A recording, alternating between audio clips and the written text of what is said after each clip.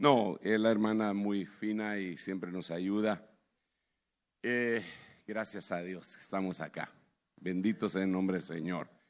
Quisiera hacer una oración para poder entrar en la consideración de algunas cosas. En la Biblia todo es importante, definitivamente, pero como que Dios permite, lo que siempre digo, el orden de los factores sí afecta el producto, ¿verdad? Entonces como que Dios permite que nosotros hagamos primero lo primero. Yo tengo mi rema que cuando se lo dije a los hermanos se rieron porque era una especie de axioma, ¿verdad? Porque yo les decía, primero lo primero y segundo es lo segundo. ¿Qué descubrimiento hace? Primero es lo primero y segundo es lo segundo. Y es que la gente, aunque sepa primero lo primero, a veces hay que hacer primero lo segundo. Por ejemplo, ¿por qué razón? Una de las razones por las cuales Dios rechazó la ofrenda de Caín es porque quiso hacer primero lo segundo.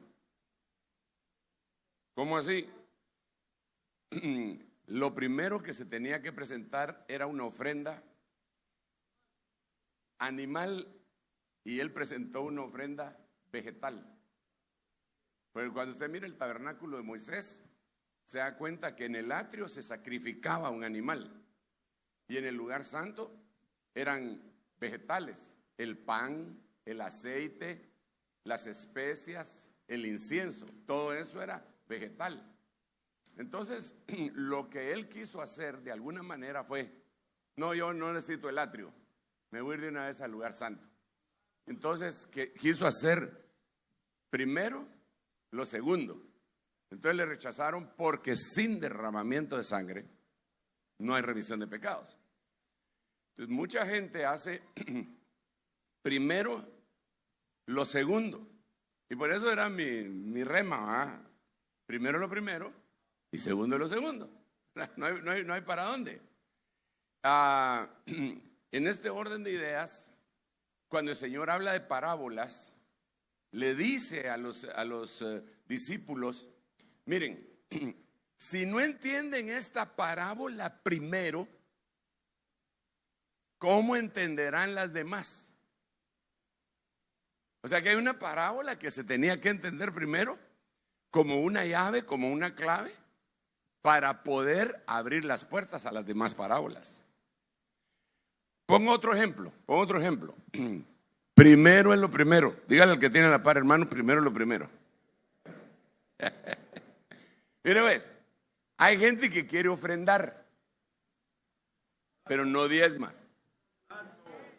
Y primero es el diezmo y después es la ofrenda. Entonces, cuando ellos tratan de llevar una ofrenda, no la reciben porque primero es lo primero. Y eso lo puede ver usted en el libro de Génesis. Porque ¿qué hizo primero Abraham? ¿Diezmó u ofrendó? Diezmó en Génesis capítulo 12 a Melquisedec. Y después ¿qué hizo? Ofrendó a su hijo. Primero es lo primero, segundo es lo segundo. Aleluya, gloria a Dios. Sí, lo que decíamos anoche, honra a tu padre y a tu madre. Primero es lo primero. Entonces, en este orden de ideas también yo quisiera conversar con ustedes la tremenda importancia de tener buen sonido. O sea, la tremenda importancia de conocer el tiempo que estamos viviendo. Si uno no conoce el tiempo que vive, se va a meter en problemas serios, muy, muy, muy serios, ¿verdad? Porque pongamos una muchachita de 12 años y un muchachito de 13, se quieren casar. No es tu tiempo, no es su tiempo, pero no, es que queremos porque la sociedad moderna nos ha dado cierto tipo de libertades, pero no es tu tiempo. No es el tiempo. Y si uno no conoce el tiempo, por ejemplo, puede ser que haya alguien que Dios lo designó para ser pastor. Entonces se quiere ir a pastorear ya.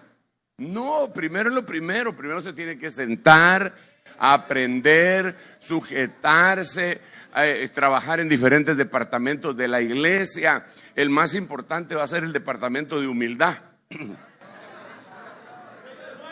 Ese departamento donde lo ponen a uno a limpiar baños, a cuidar carros, a parquear vehículos. Ese es el departamento de la humildad, porque le resultan unos hermanos a uno, hermano, que le sacan la carne, ¿verdad? Bueno, entonces, tenemos que conocer los tiempos. Ahora, en la Biblia, en primer libro de Crónicas 12:32, dice que había una tribu con esa especificación, porque dice que los de la tribu de Isaacar eran expertos en conocer los tiempos. Ok, en espero que todavía sea orden de ideas y no desorden, ¿eh? Yo veo en la Biblia que solamente hay 2 libros que con especificidad.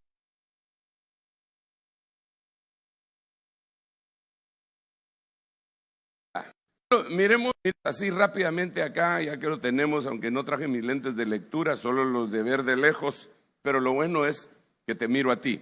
Es para verte mejor, dijo no sé quién, ¿verdad? Reprendemos, pero bueno. ¿Cómo empieza el primer libro? No lo sabemos. En principio creó los cielos y la tierra estaba desordenada y vacía, y las tinieblas y toda la cosa. Ok, ¿cómo empieza el segundo libro? Estos son los nombres de los hijos de Israel que fueron a Egipto con Jacob, cada uno con su familia. ¿Cómo empieza el tercer libro de la Biblia? El Señor llamó a Moisés y le habló de la tienda de reunión, dice, y así podríamos seguir con los 64 libros restantes, pero cuando llegamos al último libro, ya se explica. Y dice, la revelación de Jesucristo, que Dios le dio para. Entonces, este libro tiene explicación para qué es y para quién es. Por eso es que la mayoría de la iglesia no le gusta leer Apocalipsis, porque este libro es para mostrar a sus siervos. O sea, si alguien no es siervo, no lo va a entender. Mire, a mí me impresionó mucho esto, porque una vez estaba hablando con un hermano, yo lo quería mucho, ya pasó a la presencia del Señor, era un apóstol de una denominación de allá de Guatea, y nos reuníamos muchas veces, bueno, no muchas veces, una vez al mes, nos reuníamos con él y con otros ministros, cabezas ministeriales de diferentes denominaciones, para comer, entablar amistad y de vez en cuando tirar un par de espadazos, ¿va? Y entonces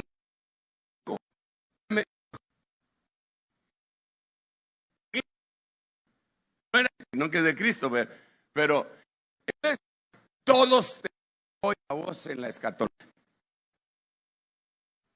Y yo no pongo, yo les digo que está bueno, pero no hablo de Apocalipsis, mi hijo. Así que vos los estás destruyendo en Apocalipsis. Gloria a Dios. Mandámelos de una vez para que y con eso te los atiendo a tiempo completo, ¿verdad? Me asombró que él no que no se hiciera responsable de eso. Porque aquí dice que es para mostrar a sus siervos las cosas que deben de ser pronto. Ahora, esta palabra pronto también se puede traducir de repente, para mostrar a sus siervos las cosas que pueden suceder de repente. Es lo que nosotros hemos estado viviendo en los últimos días, los últimos tiempos. Todo ha sido de repente. Hermano, en el año 2000 tú no tenías WhatsApp. Cuando a mí me explicaron lo que iba a hacer un correo electrónico. Yo dije, ¿estás loco? Porque me dijeron, lo que vas a hacer, y el correo electrónico ya quedó obsoleto. De repente, yo cuando quería enviar un mensaje, bueno, yo pasé por varias etapas porque soy del pasado. No digas amén, amén.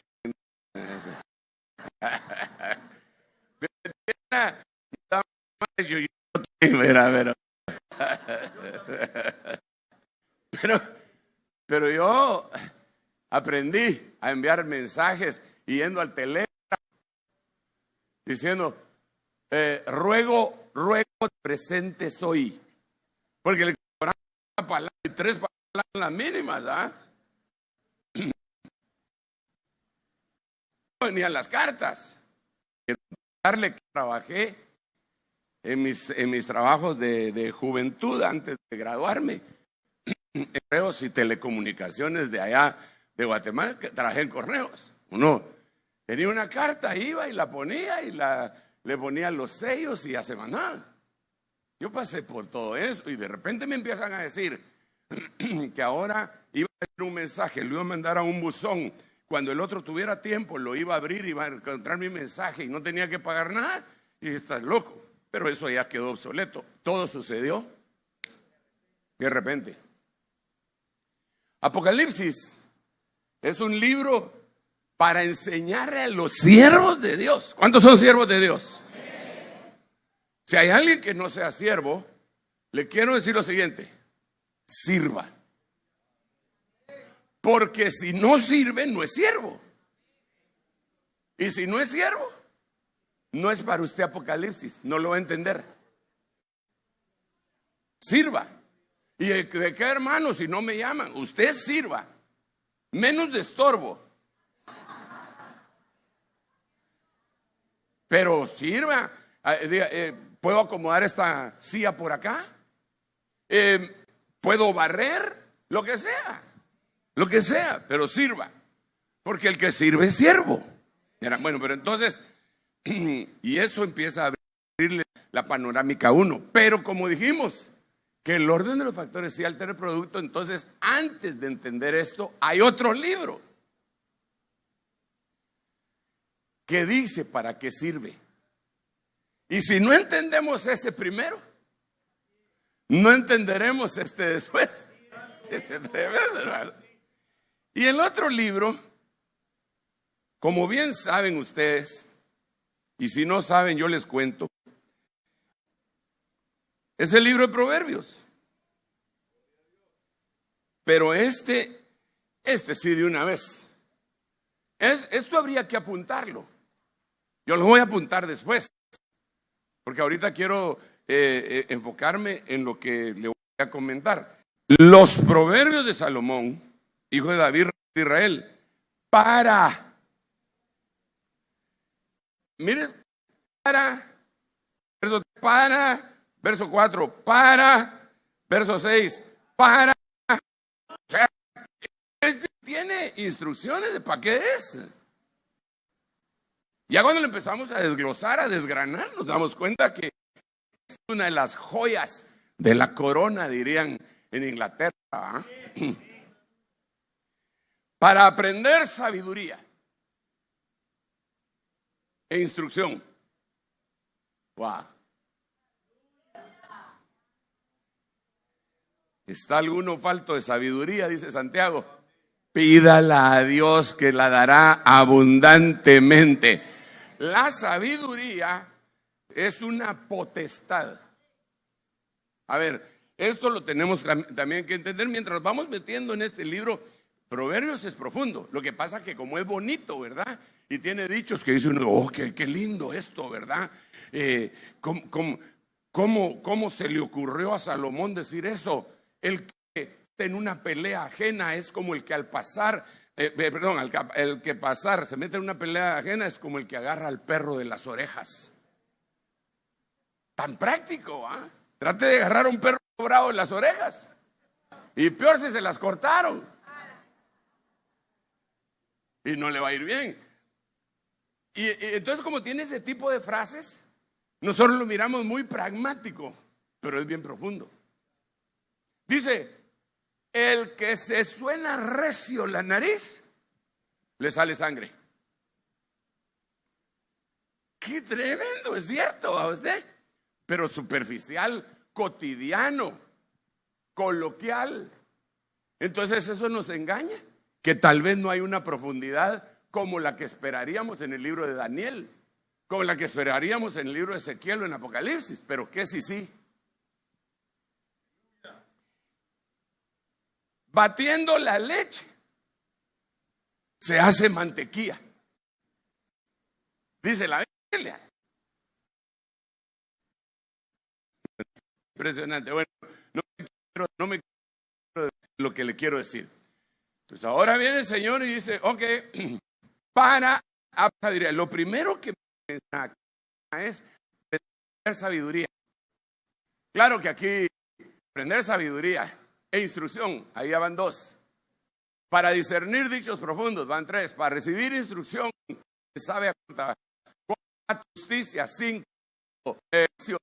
Equidad, 6. Para dar a los simples, prudencia, 8. Y para los jóvenes, conocimiento, y para 10.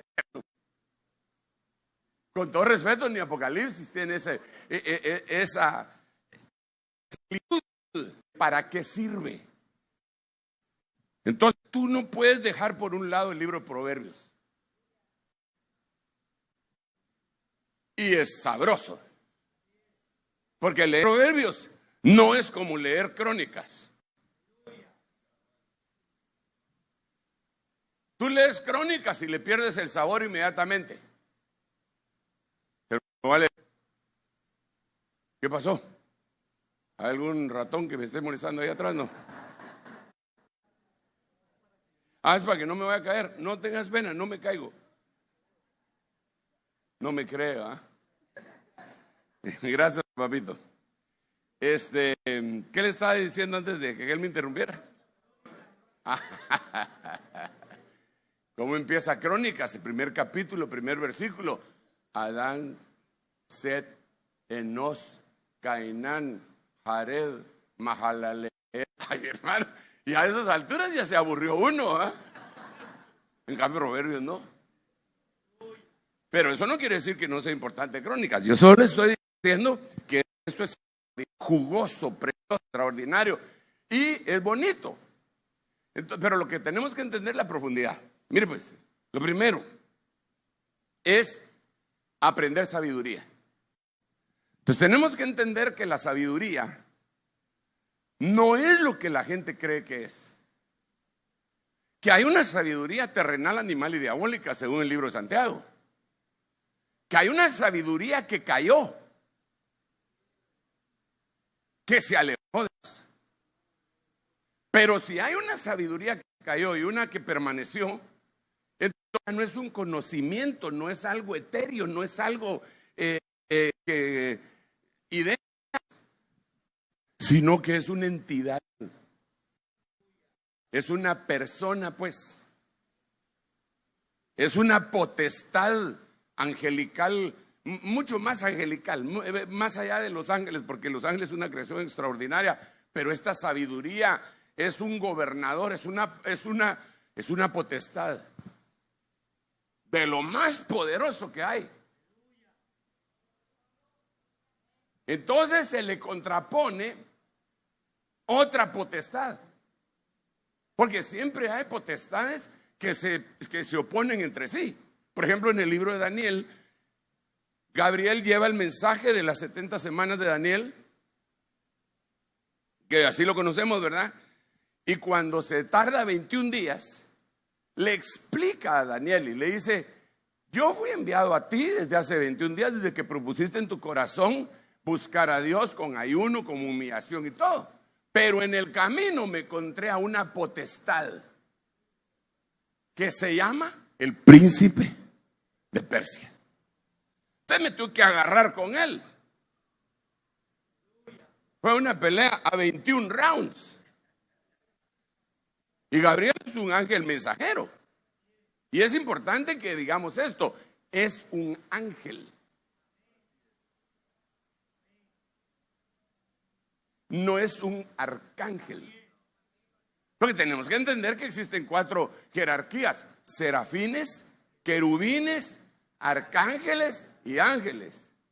Y este ángel tan poderoso se enfrentó a esta potestad, que seguramente es más elevada, como también Miguel se enfrentó al querubín Luzbel. Y como era una potestad mayor, le dijo: el Señor te reprenda. Bueno, pero volvamos al punto.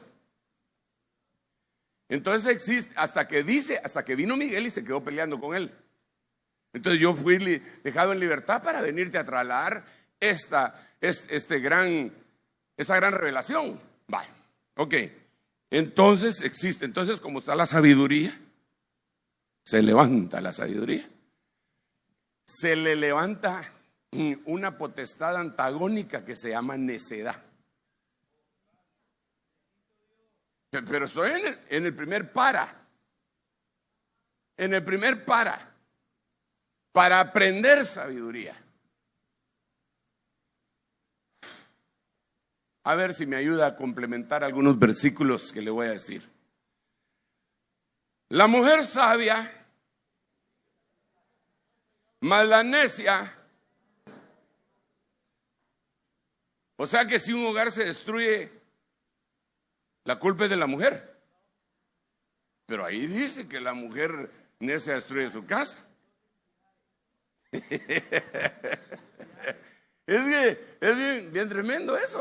Ajá, ese hogar se destruyó. La Biblia dice que la mujer necia fue la que lo destruyó. No, esa mujer es una entidad espiritual que puede gobernar pensamientos en hombres y en mujeres. O sea, lo que se debe de entender ahí, por eso es para aprender sabiduría, Proverbios. Lo que se debe entender es lo siguiente: la entidad sabiduría edifica la casa, dándole inteligencia tanto al hombre como a la mujer.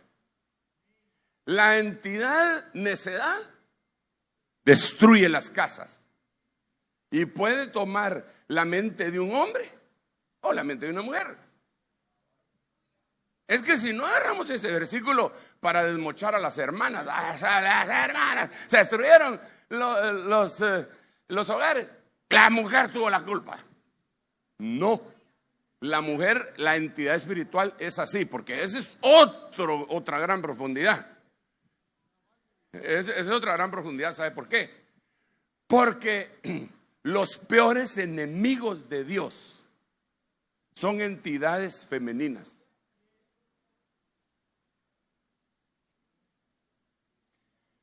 Son entidades. No estoy diciendo que las féminas son enemigos de Dios. Estoy diciendo que las entidades femeninas, por ejemplo, la iniquidad, la maldad. Ahora, eso no me lo estoy inventando, porque Zacarías dice que 2 mujeres salieron con el viento debajo de sus alas y tenían alas como de cigüeña y se los llevaron a la tierra de Sinar. Pero eran 2 mujeres y las metieron en un hoyo y les pusieron una tapa de plomo. Y la explicación divina es: estas 2 mujeres son la iniquidad y la maldad. O sea, entidades femeninas. Ah, no, esto es glorioso. Yo sé que usted no me dice amén, pero yo sí digo amén. Y no me diga amén si... Déjeme explicarlo primero.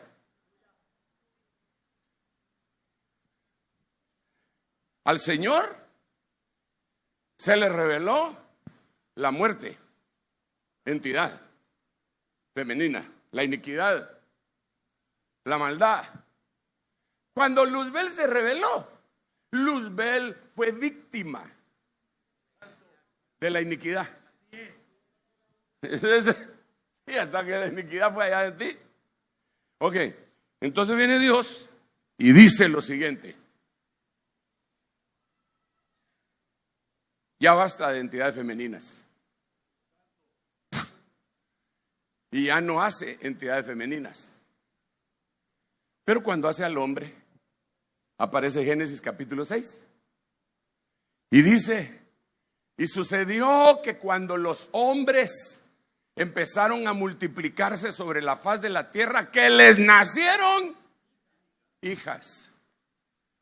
Entonces en todo el universo se corrió la voz. ¡Mucha! Así decimos en Guate para muchachos. ¡Mucha! En la tierra hay mujeres. Entonces los hijos de Dios, angelicales, ¿verdad? Viendo que las hijas de los hombres eran hermosas, descendieron y tomaron mujeres para sí y les engendraron hijos. Porque los habían a ellos privado de entidades femeninas. Ya me metí en líos, pero espérenme un rato, por eso estamos hablando de Proverbios. Estamos hablando de Proverbios, de la sabiduría de Proverbios. Entonces ahora, solo para empatar el partido y dejarlo, ya dejar la pelota así en el punto de penal a favor de las hermanas. Viene Dios y dice lo siguiente. Muy bien. Voy a reivindicar por medio de mi Hijo Jesucristo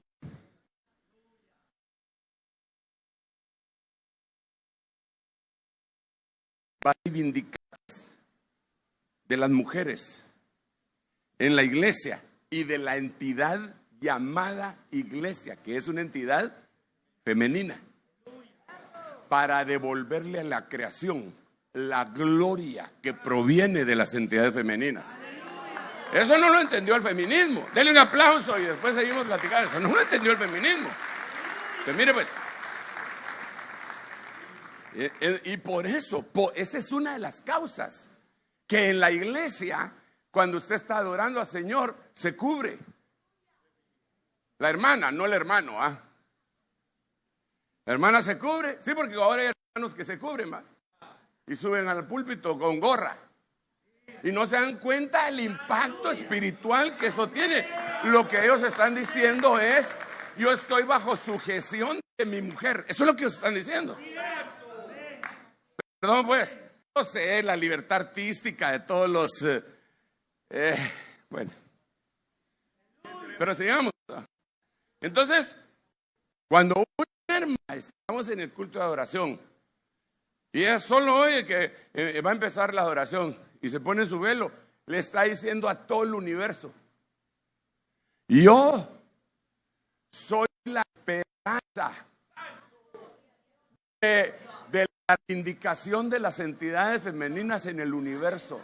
A ver, déjeme explicarle esto de la siguiente manera. Ya voy a creer yo eso. Sí, créalo. ¿Sabe usted qué hacían hermano? Aquí hay una cosa bien tremenda, que Dios está abriendo un chorro.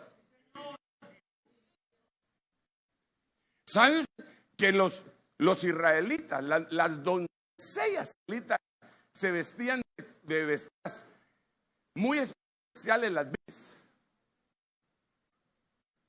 O sea que se identificaban.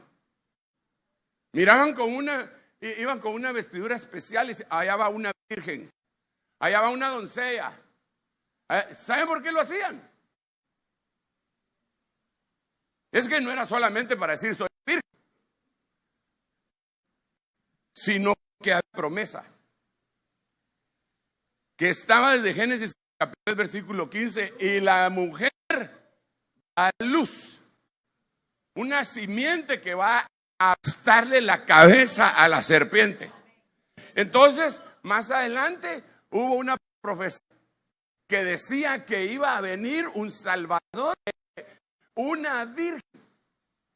De los Isaías, que la virgen iba a dar a luz, ¿verdad? Y se iba a llamar Emanuel. Entonces, ¿qué es lo que pasaba cuando los israelitas miraban a una mujer vestida de esa manera? Ella decía: esta puede ser la que trae al Mesías. Esta puede ser. Miraban el montón de virgen. ¡Aleluya! Vienen muchas posibilidades de que venga el Mesías cuando miraban a todos ellos. Le daba esperanza. Hermano, esto es más o menos lo que me pasó a mí en mi pandemia. Que la pandemia horrible, pero tan bonita. Porque Dios nos bendijo en muchas cosas. Pues tenemos testimonios de qué contar de las condiciones de Dios. Entonces nos encerraron. Los encerraron ¿cuánto tiempo? 4 meses en casa. Allá también encerrados. Nosotros los pastores sí podíamos salir.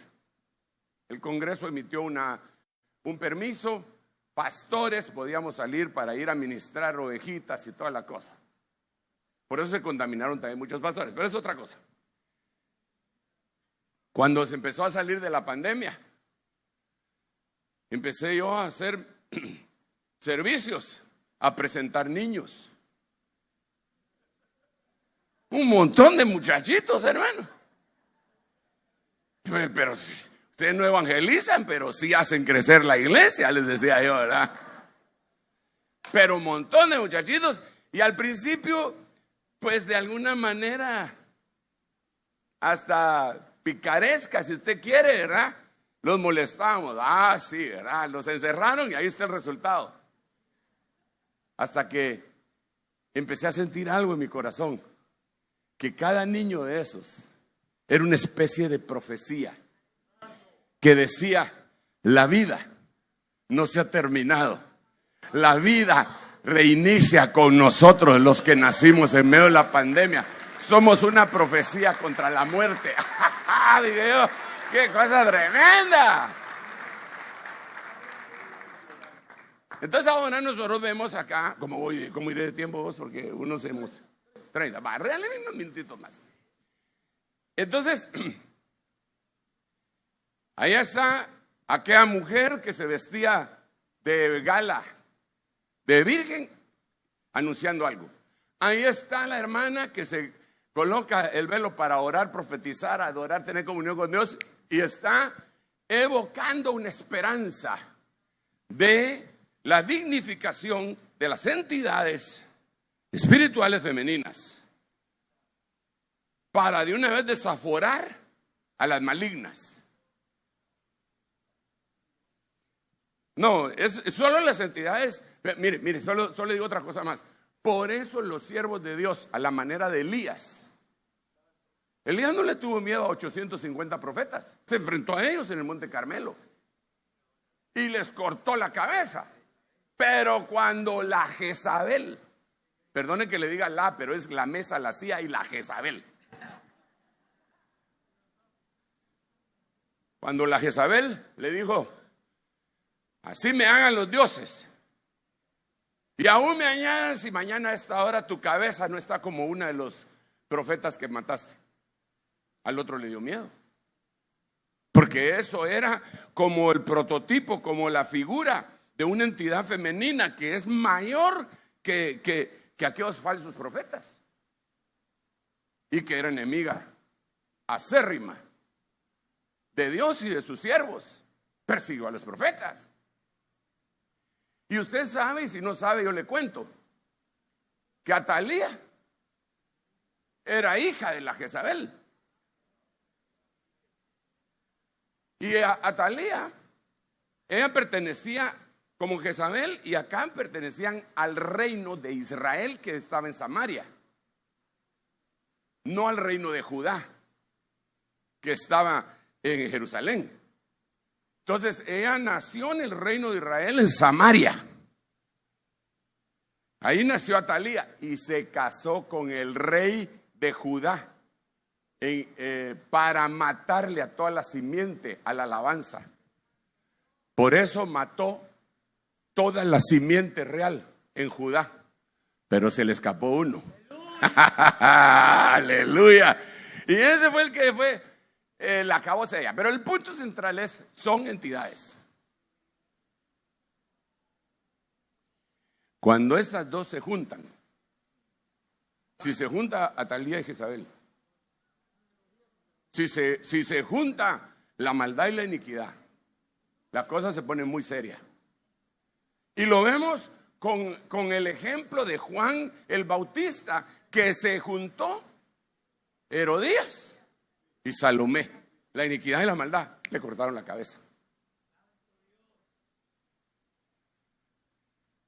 Proverbios sirve para entender a la sabiduría, para aprender sabiduría, para aprender esto que le estoy diciendo. Y entonces, mientras hacemos esto, de entender a la sabiduría, del capítulo 9 del libro de Proverbios, que es extraordinaria, tenemos que darle por lo menos unas pinceladas a la necedad, para ver si la necedad no nos está lanzando dardos que se quedaron clavados en nuestro corazón y que nos contaminó, para ser sanados de cualquier necedad. Solo déjenme recordarle una cosa. ¿Cuántos han visto fotos, videos, o tal vez lo han visto en vivo, a ese animal que se llama el dragón de Komodo? ¿Sí lo han visto? ¿En qué lo han visto? ¿En el zoológico o Nat Geo? Lo que hace ese animal, él vive entre el lodo. Su hocico está lleno de bacterias. Entonces él le echa el ojo a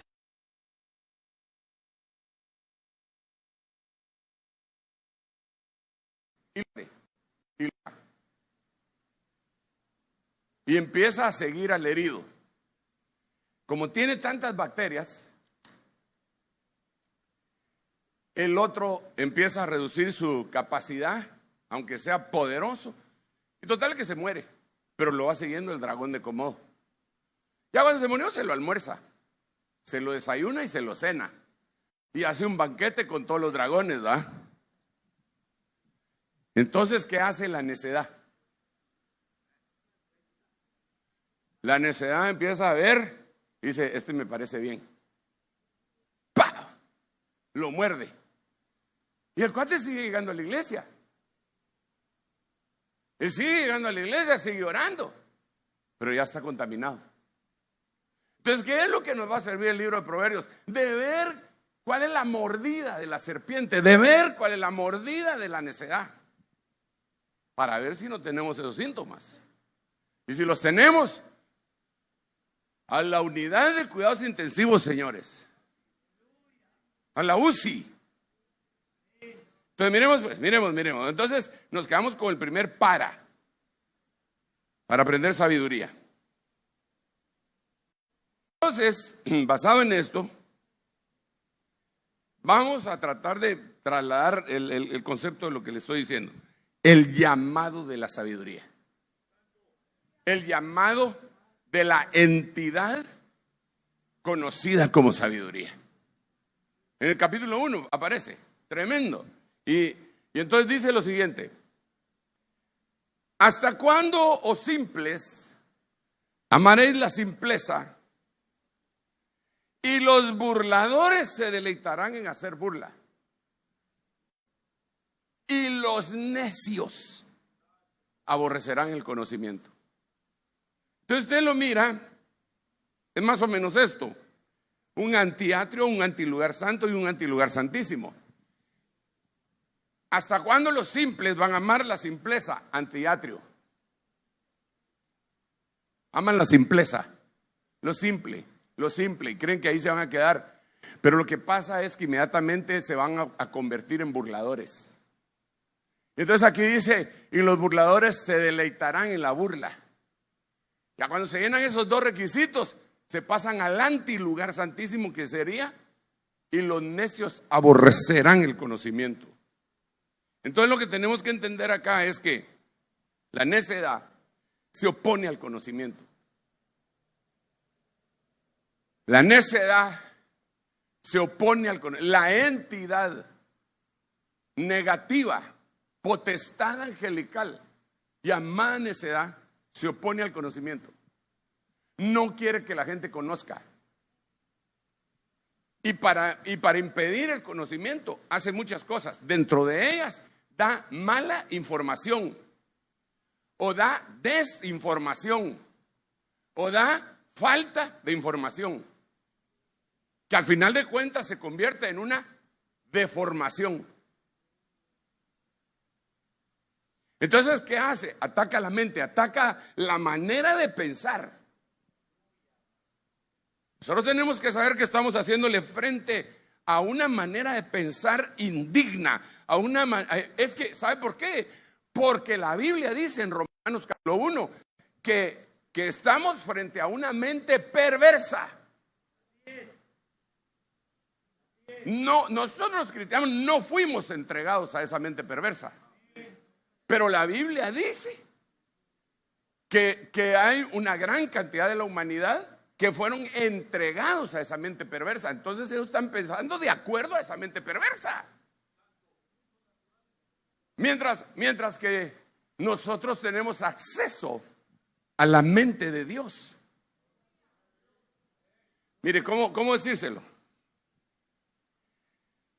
Por un lado está la mente perversa y por el otro lado está la mente de Dios, y en medio estamos nosotros.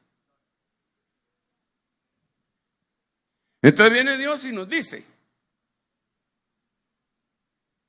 mis pensamientos no son tus pensamientos. Padre Santo, mis pensamientos no son tus pensamientos. Así como están alejados el cielo y la tierra, el norte del sur, el oriente del occidente, lo que quieras, así son mis pensamientos con los tuyos.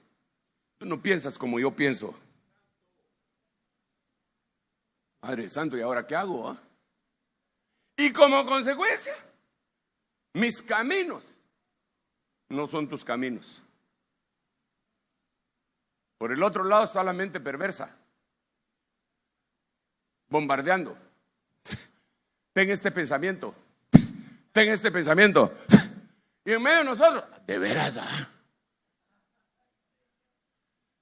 pero ¿y si se aman? ¿Qué importa que sean homosexuales? Empiezan esos tipos de pensamientos, ¿va? Empiezan pensamientos como: pero si sus papás naturales, papá y mujer, dejaron abandonado a este muchachito, ¿qué mal le podrá hacer si son dos lesbianas las que lo agarran? De todos modos tiene hogar. Pensamiento en la mente perversa. Pero viene Dios y dice: ustedes les voy a dar una ventaja. Porque usted tiene que saber esto, hermano, por favor, y creérmelo, porque está en la Biblia, no porque yo lo diga. Dice la Biblia: mas nosotros tenemos la mente de Cristo.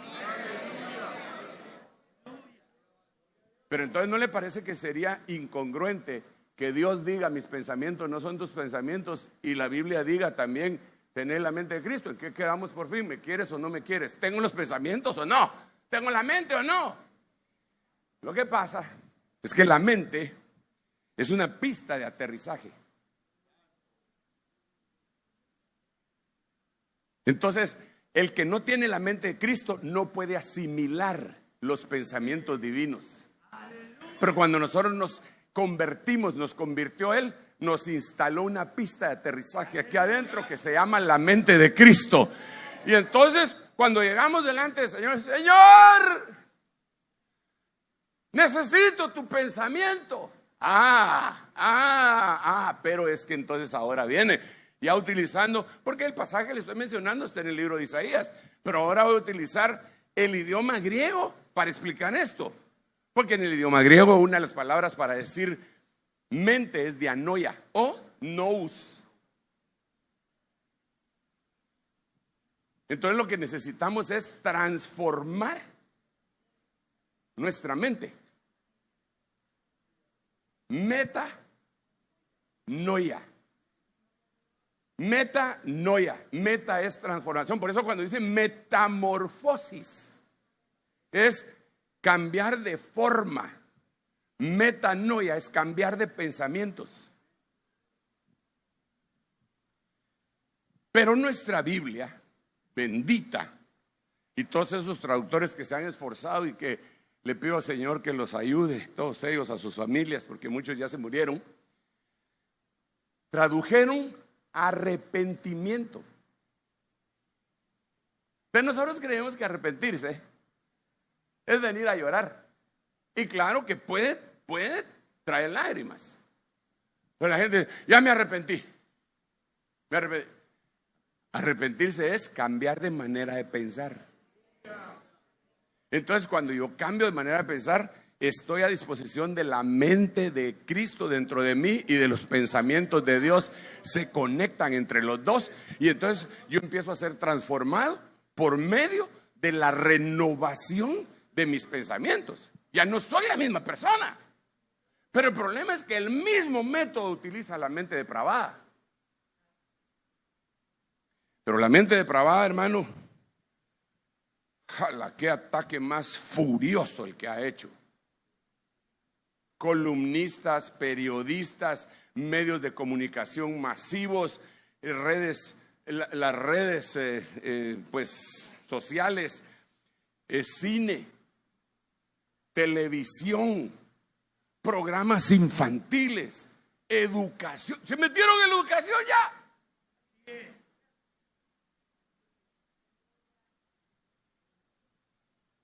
Hermano, yo estaba leyendo, y por eso mencioné ayer, creo, a don Carlos Santana. No porque sea mi contemporáneo, porque ese es más viejo que yo. Pero sí sabe quién es Carlos Santana, ¿o no? El del Festival de Woodstock, guitarrista. Tiene varias.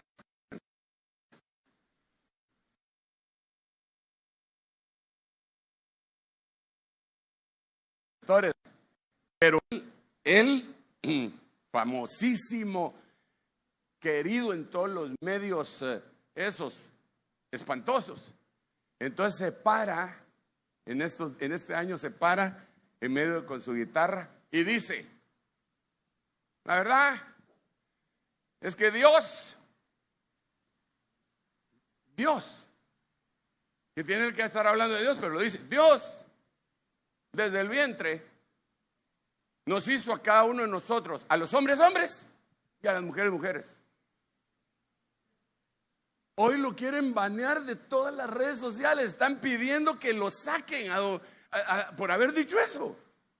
Digo, ¿pero por qué? ¿Qué tan ofensivo es? Y no, que hay libertad de pensamiento, pues.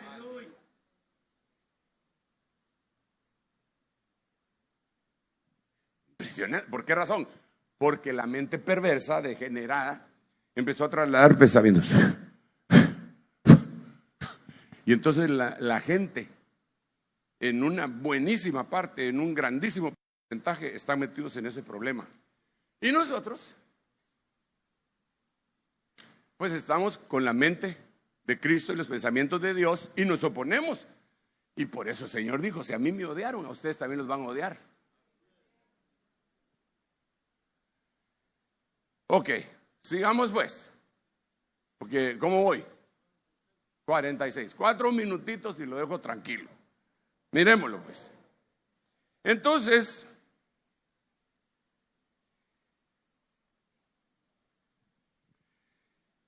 Proverbios 28, 26. La potestad llamada necedad.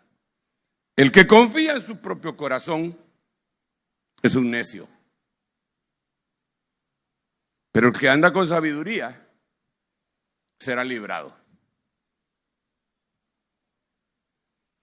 Entonces, una de las características de la necedad es hacerte creer que tú eres autosuficiente. Tú tienes que tener fe en ti mismo, le dicen, ¿va? Y sí, te tienes que levantar. Sí, yo entiendo que uno tiene que creer en lo que está haciendo, pero mi fe está radicada en Dios. Él hizo la fe, el autor y consumador de la fe se llama Jesucristo.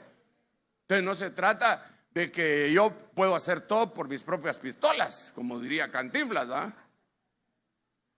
Sino que se trata que el Señor bendito haga una obra en nosotros para entender que separados de Él no podemos ni queremos. Él dijo: nada podéis hacer. Amén, Señor. Y tampoco no quiero hacer nada. Ayúdame para no ser tan tonto de querer hacer mis propias cosas, sino que siempre te tenga en cuenta a ti, Señor.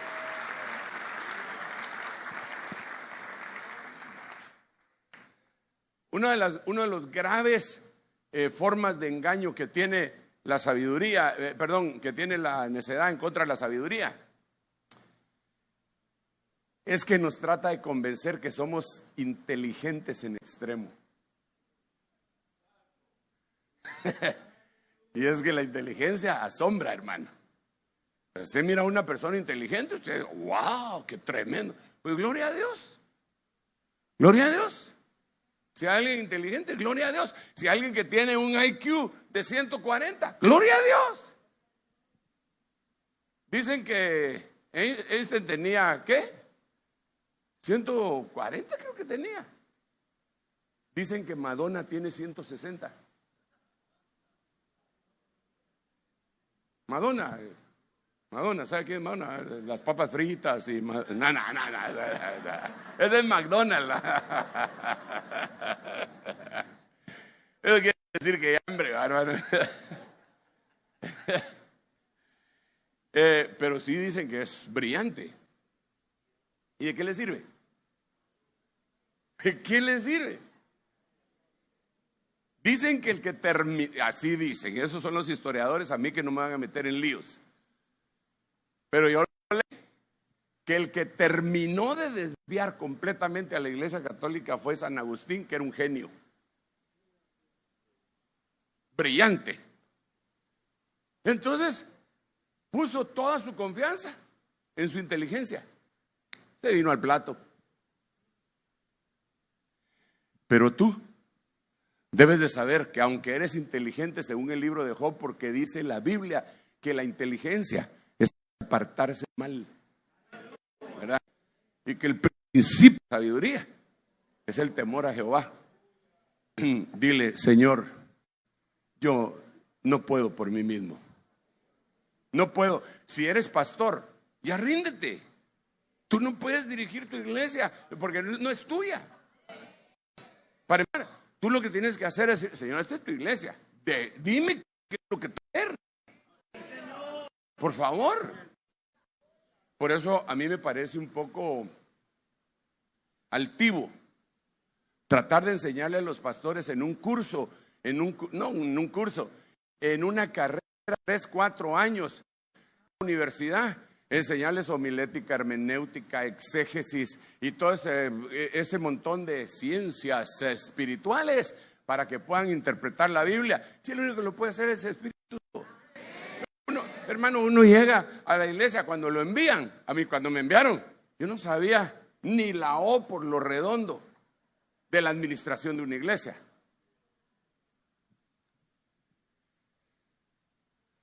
Y yo me fui y dije, gracias a Dios que compré todos los cassettes de mi pastor porque me los voy a fusilar todos.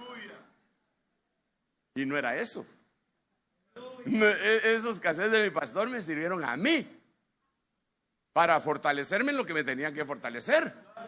Yo no podía poner una grabadora, si no, pues entonces pongamos una grabadora y que le den, pues.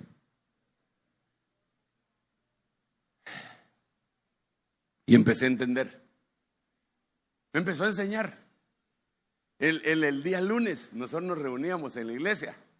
Todos los lunes, como a las 7 de la noche nos reuníamos y teníamos un servicio que el pastor que estaba antes que yo, no sé cómo le había puesto, pero era hablar de cosas profundas. Entiéndase, Nefilim, Giborim, platillos voladores, el planeta X, toda esa cosa, los reptilianos, toda esa cosa. Y a mí me gustaba eso, me fascinaba. Y empecé. Y el Señor me habló. No. Se están destruyendo muchos hogares. Lo vas a volver un culto familiar. Pero Señor, dije. Entonces lo inauguré en un hotel. Nuestro primer servicio familiar. Invité a mi apóstol. Llegó él. No se me olvida que empezó a decir él.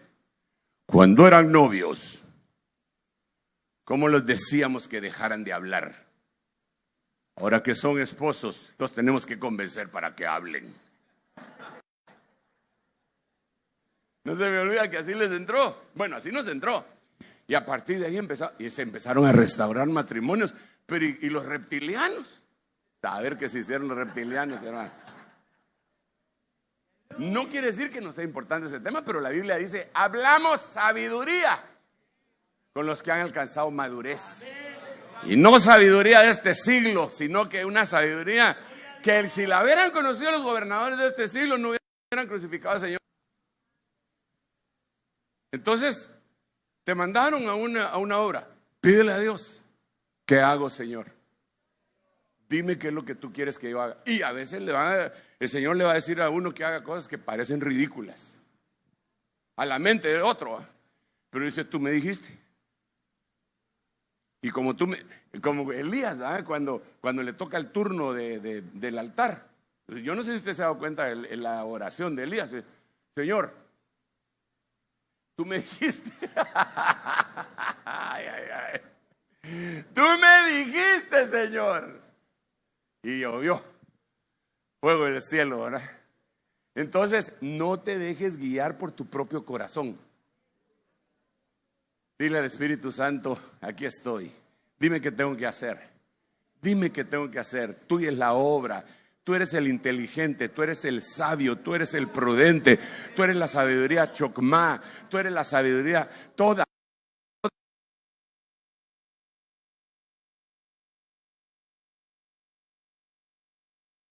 Por ejemplo, lugares en donde un mañana del domingo no funciona. Nosotros tenemos comunidades en donde todos son comerciantes y el domingo en la mañana es su día de mercado donde hacen todo el negocio de la semana. Entonces el día del domingo en la mañana lo pasamos para el sábado en la noche. Ahí está llena la iglesia. Y nos podríamos ponernos así, carnales. ¿Ah? ¿Les interesa más andar vendiendo? Y no a eso se dedican, pues. Sí, pero este es el día del Señor. ¿Quién dice? El que dice que el domingo es el día del Señor son los católicos y todos los evangélicos que se dejaron contaminar por esa mentira. Porque el día del Señor es siempre. El lunes es el día del Señor. El martes es el día del Señor. El miércoles es el día del Señor. El jueves es el día del Señor. El viernes es... Pero entre sabatistas y domingueros, no, el día del Señor es este. No, es el sábado. Los dos. Por eso es que cantábamos antes. Bueno, yo lo sigo cantando. Este es el día, este es el día, este es el día que hizo Jehová. Entonces no lo podría cantar mañana. Nos gozaremos, alegraremos en él. Este es el día. ¿Sí lo cantó usted alguna vez, verdad que sí? Si no lo aprendemos ahorita, pero no vine cantante, no vine en modo cantante. Y cuando hablamos del reposo de Dios, en el libro de Hebreos dice claramente, el reposo de Dios es hoy. Hoy. O sea que si lo lees el lunes, hoy es el reposo de Dios. Dale un aplauso al Rey bendito. Bueno, sigamos acá.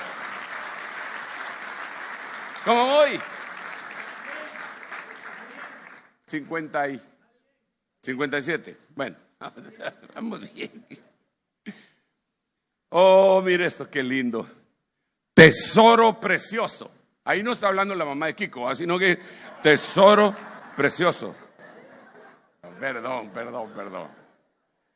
Se salió. Tesoro precioso y aceite hay en la casa del sabio.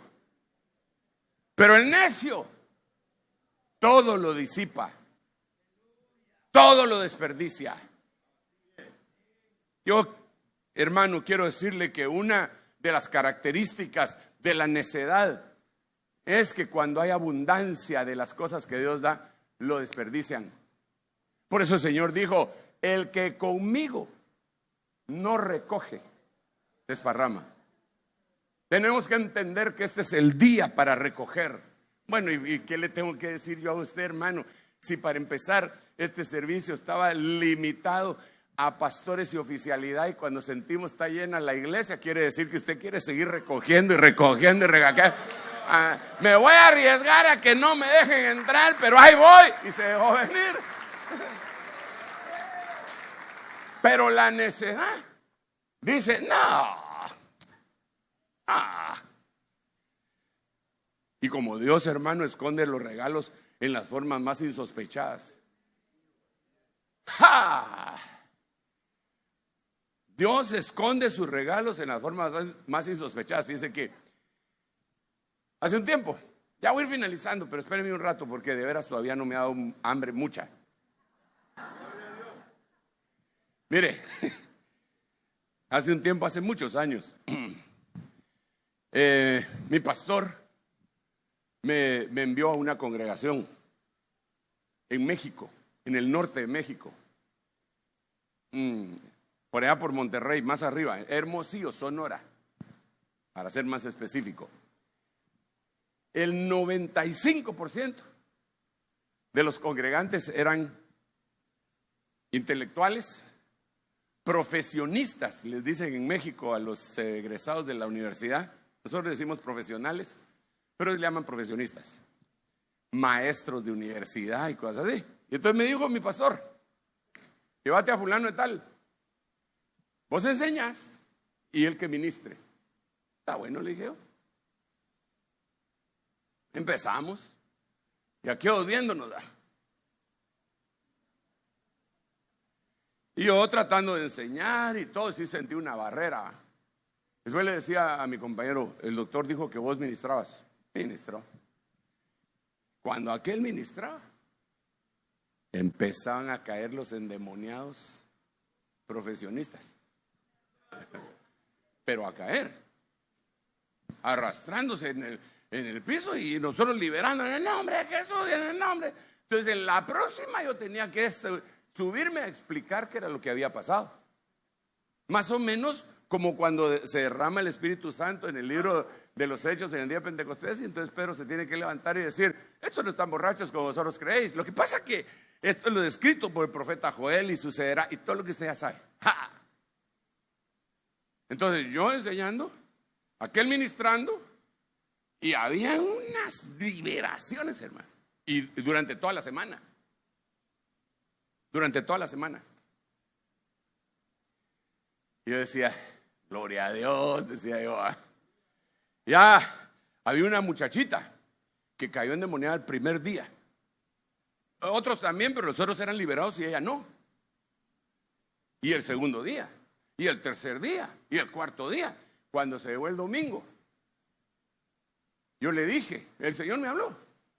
Y le dije, cuando el siervo empiece a orar, cúbrete. Me recuerdo que tenía el pelo bien cortito. Cúbrete, te dice el Señor. Bueno, está bueno. No sé de dónde fue a conseguir un velo ahí, porque no había más. Porque ese era otro lío allá. Empezó aquel a ministrar y se puso el velo y ¡pau! Cayendo, y fue liberada. Hasta entonces nos invitaron a comer en una de las casas. Hasta ahí. Y fue un hermanito que era profesor universitario. Y mientras estábamos esperando que nos sirvieran, me dijo, yo pensaba, y de Guatemala podrá salir algo bueno. Me lo dijo en mi propia cara, delante de mí. Pues yo no sé, le dije, ¿vos tantea? Porque Dios elige lo peor, lo necio, lo débil, lo que no es, para avergonzar a lo que sí es. Tal vez si hubiera visto un rubio de 2 metros con ojos azules y con alas desplegadas, proveniente de Dinamarca, pero no, un indito maya, un poco más alto que los demás, que los demás inditos, pues, le mandó. Y Dios hace obras No te menosprecies ni permitas que otros te menosprecien. Eso es lo que dijo Pablo a Timoteo: no dejes que ninguno desprecie, menosprecie, tenga en poco tu juventud. Dios te dio algo, vamos adelante confiando en el que lo está haciendo, es Dios, y no desperdicies. Dale otro aplauso al Rey. Padre bendito, ¿cómo vamos de tiempos? A ver, no desperdicies.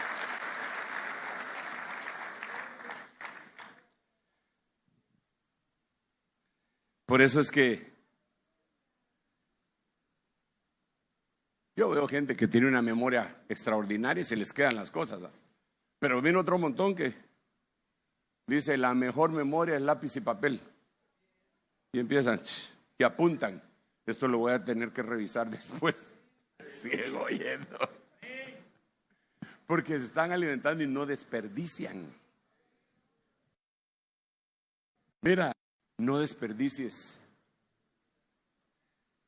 Porque Dios trae una abundancia. Y nos ha sido profetizada. Ya cuando el apóstol Samuelito empezó a predicar acerca de cómo querían la cabeza de aquel profeta. Y cómo aquel profeta dijo: así dice Jehová, oíd palabra del Señor.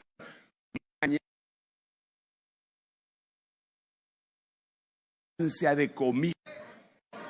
Todos comieron menos el incrédulo. Yo creo que el tiempo que estamos viviendo es un tiempo bien complicado, pero que Dios no nos va a dejar. Porque donde abunda el pecado, sobreabunda la gracia. No nos dejó huérfanos, no nos dejó solos, está el Señor con nosotros. Solo quiero ver si tengo otro versículo por acá. Sí tengo, pero los labios del necio provocan contienda y su boca llama a los golpes. Siempre andan viendo cómo se pelean, ¿más? Ahorita miraba yo estas noticias unas noticias que me enseñaba aquí hermano Otto, que Biden manda aviones nucleares a Inglaterra. Pues Inglaterra ya tiene. Y de todo mandó aviones ahí. Como quien dice, jaja, al gobernante ruso, ¿va? Entonces viene el gobernante ruso y despliega su submarino nuclear Satán 2. ¿Por qué le puso así usted? Que es capaz de hundir toda la Gran Bretaña de un bombazo. Y están va a llamarse a los golpes. Yo, si no nos afectara, diría: ya peléense de una vez, hombre. Están como aquellos boxeadores que se están va de tantear y no hay modo que se tiren de a de veras. Pero lo malo que si estos dos se tiran, sí creo que nos afectan a nosotros también. Entonces mejor machete, estate en tu vaina, dicen en mi tierra, ¿verdad?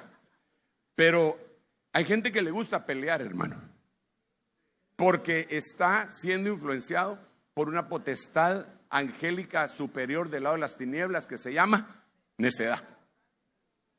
Por cualquier cosa pelea y con cualquiera. Había un hermanito por allá donde yo ministraba que de veras tenía problemas con casi todos, pero había un hermano que era un hermano, mi pastor adjunto, que Dios me lo había dado a través de mi apóstol. Me dijo: te puede ayudar por otras cosas, ¿verdad? Porque mi pastor quería que yo saliera a ministrar con él. Entonces yo no tenía discípulos en ese tiempo y me dijo: llévate a fulano, ese te va a ayudar, es fiel. Y será fiel el hermano. Ese no se pelea con nadie. Entonces un día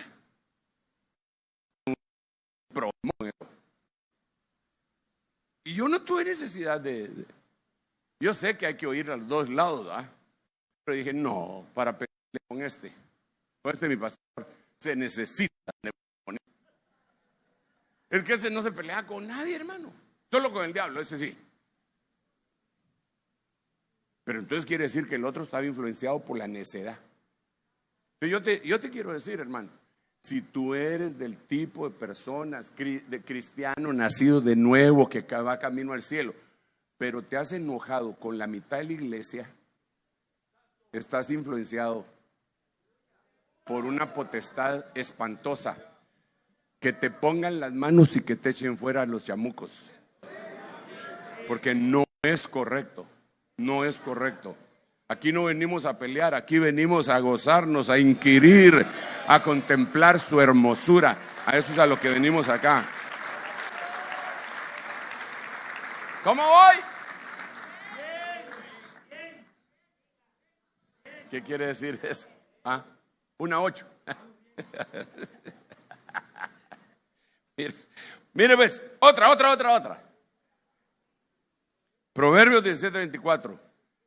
En presencia del que tiene entendimiento está la sabiduría. Ay, Dios mío, dame entendimiento para que la sabiduría.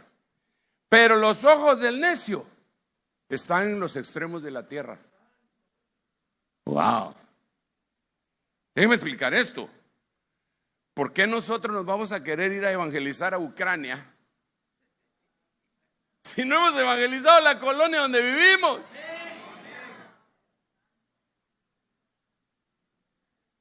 ¿Por qué muchos salmistas se ponen erizos cuando un profeta les dice: el Señor me muestra que estarás en las naciones, si no ha sido fiel en su propia iglesia?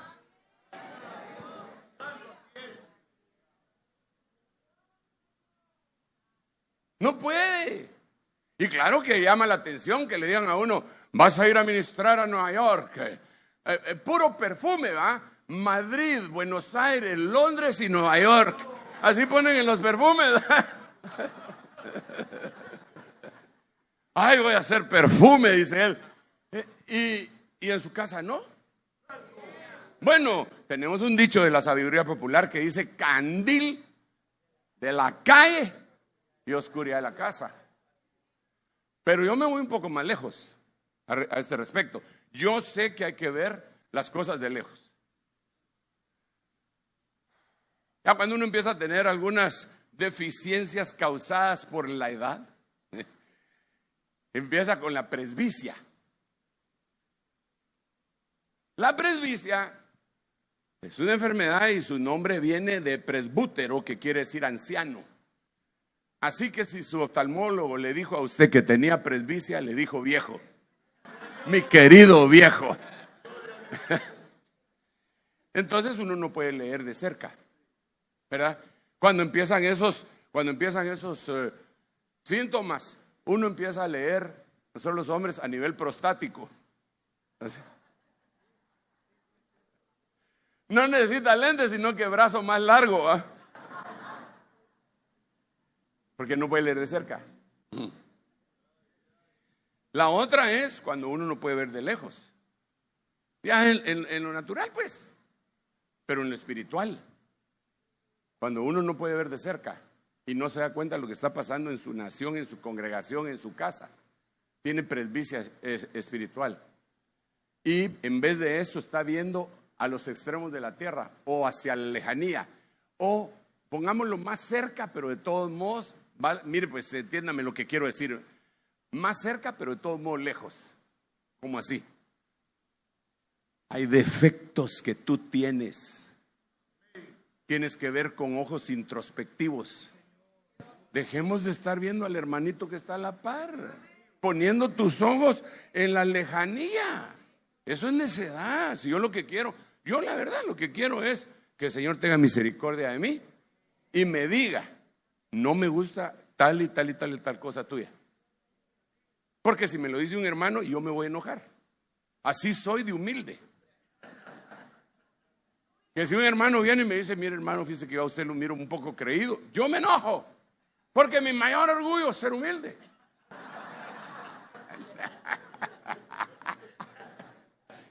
Pero si me lo dice el Espíritu Santo, me tiro a llorar. Y digo: perdóname, Señor, perdóname, perdóname. Entonces que se abran mis ojos introspectivos y yo pueda ver adentro de mí las cosas que me afectan, para después como ministro, como pastor, pueda ayudar a otros y decirle: yo lo que veo en ti es tal y tal cosa. Porque tenemos esa función también. Que la sabiduría descienda sobre tu cabeza.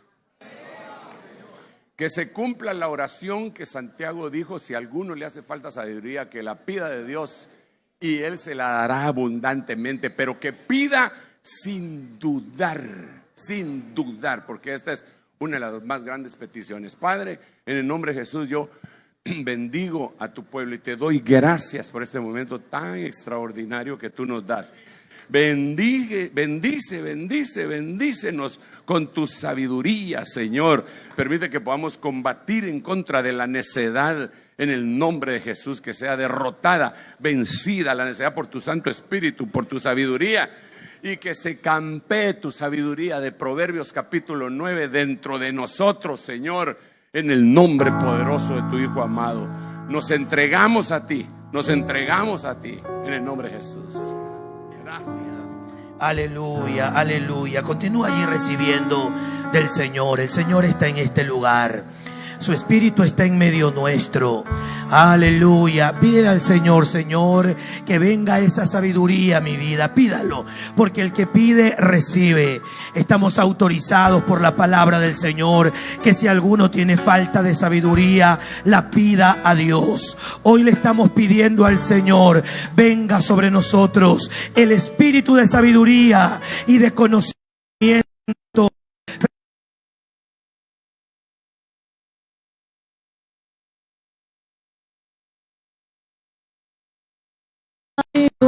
Yo me entrego con el fin de serle fiel. Santo, santo eres.